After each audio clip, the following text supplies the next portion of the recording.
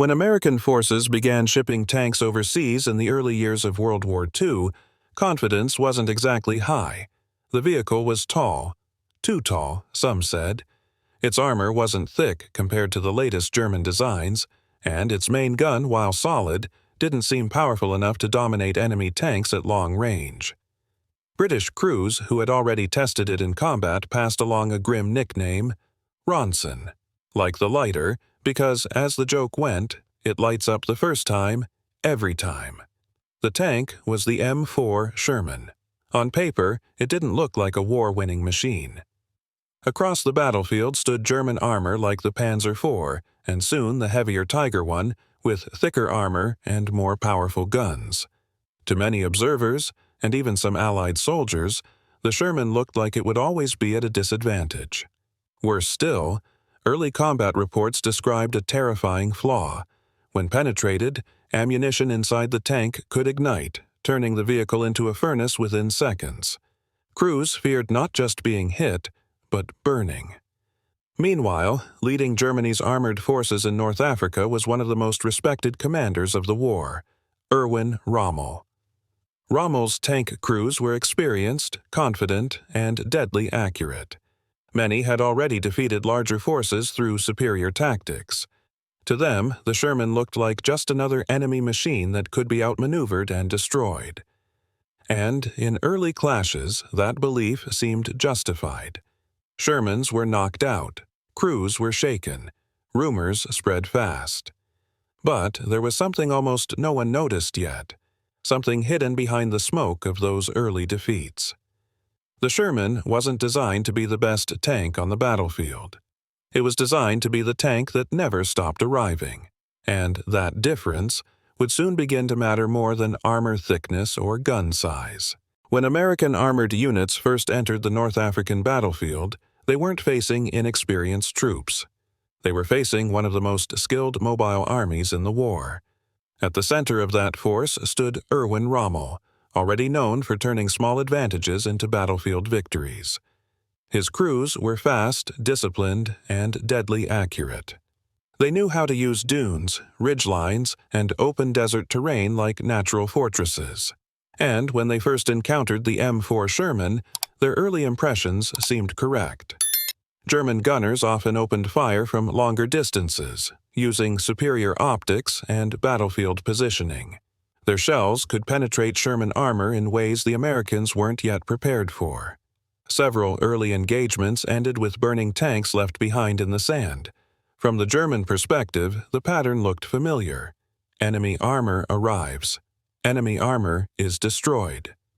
Advance continues. Rommel's officers believed they were seeing another opponent that relied on numbers rather than battlefield skill. They trusted their tactics, speed, surprise, and concentrated firepower. So they kept pushing aggressively. They ambushed. They struck first. They withdrew before the enemy could regroup, and in many early clashes, it worked. But beneath those tactical successes, a deeper problem was quietly forming. Every damaged German tank required time, parts, and specialized crews to repair. Supply lines stretched thin across desert routes. Replacement vehicles were not easy to come by. Meanwhile, behind Allied lines, something very different was happening. Damaged Shermans were being recovered quickly. Replacement tanks were arriving by ship. Crews who lost vehicles were often back inside another one within days. The flow of machines didn't slow down. German officers began to notice something unsettling. They could win an engagement and still be weaker afterward. The Americans could lose tanks and return just as strong the next time. Rommel still had the tactical edge. But for the first time, he was fighting an opponent that could afford to learn through losses and keep coming back with more.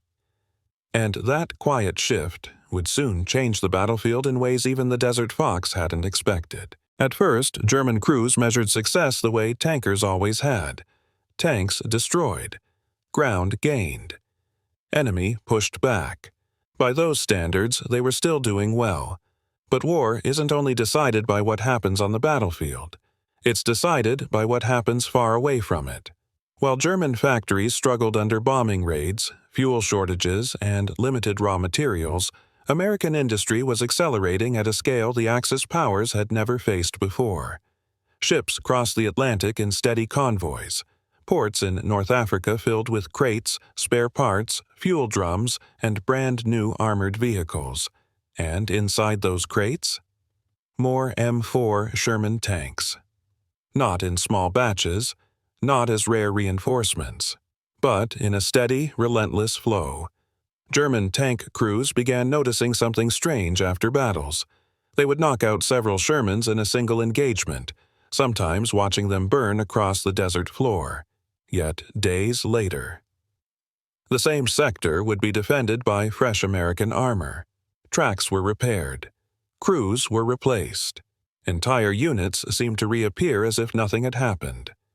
Meanwhile, when a German tank was lost, it often meant the end of that vehicle's war. Spare parts had to travel long desert routes. Recovery was dangerous. Sometimes wrecked panzers had to be abandoned where they fell. Rommel's officers started writing cautious reports. The enemy was not just replacing losses, they were expanding. American armored formations grew larger with each month. More tanks meant more patrols, more defensive lines, more counterattacks. The battlefield began to feel crowded with steel. The Sherman itself hadn't suddenly become invincible. German guns could still destroy it. But now, every destroyed Sherman was just one tank in a much larger machine. For the first time, German crews were facing something they couldn't solve with better aim or better tactics. They were facing production. And production doesn't panic. It doesn't retreat. It doesn't run out of ammunition or spare parts the same way a frontline unit does. It simply keeps sending more. That's when the tone inside German armored units began to shift. The jokes about easy targets grew quieter, because even the best tank crew in the desert couldn't destroy tanks faster than they were arriving. And slowly, the battlefield balance began to tilt. Not because the Sherman was the best tank, but because it was the tank that kept coming back. By late in the North African campaign, German tank crews realized something had changed. And it wasn't just the number of enemy tanks, it was how they fought. Early in the war, tank battles often felt like duels. One vehicle spotting another, one gun firing first. Skill against skill. But now, the battlefield was different. An American M4. Sherman units no longer advanced alone or in loose formations. They moved with coordination that German crews had not faced before. Tanks worked with infantry. Artillery fire softened positions before armor pushed forward. Aircraft roamed overhead, forcing German vehicles to move carefully or risk being spotted and attacked. A single German tank might knock out one Sherman, but before it could reposition. Another Sherman appeared on its flank, then another. Shermans began attacking from multiple angles, using speed and numbers to overwhelm even superior guns. Some advanced just to draw fire, while others maneuvered for closer, more effective shots. Dust, smoke, and constant movement made it harder for German crews to track targets the way they once had. For German tankers, the experience became exhausting. They were no longer hunting carefully chosen targets. They were reacting. Every destroyed Sherman no longer felt like a victory, just a temporary pause in a wave that kept moving forward. Some veterans later described battles where Shermans seemed to rise endlessly over dunes, their engines roaring through sandstorms and smoke. Even when German guns performed perfectly, it wasn't enough to change the overall pressure on the line. The Sherman had stopped being just a tank. It had become part of a system built on logistics, coordination, and constant reinforcement. And for many of Erwin Rommel's crews, that was the moment the war in the desert truly changed. They could still win skirmishes, they could still destroy enemy armor, but they could no longer stop what was coming. The tank they once mocked as an easy target had become something far more dangerous, not because it was stronger, not because it was faster, but because it never stopped arriving, and it never fought alone.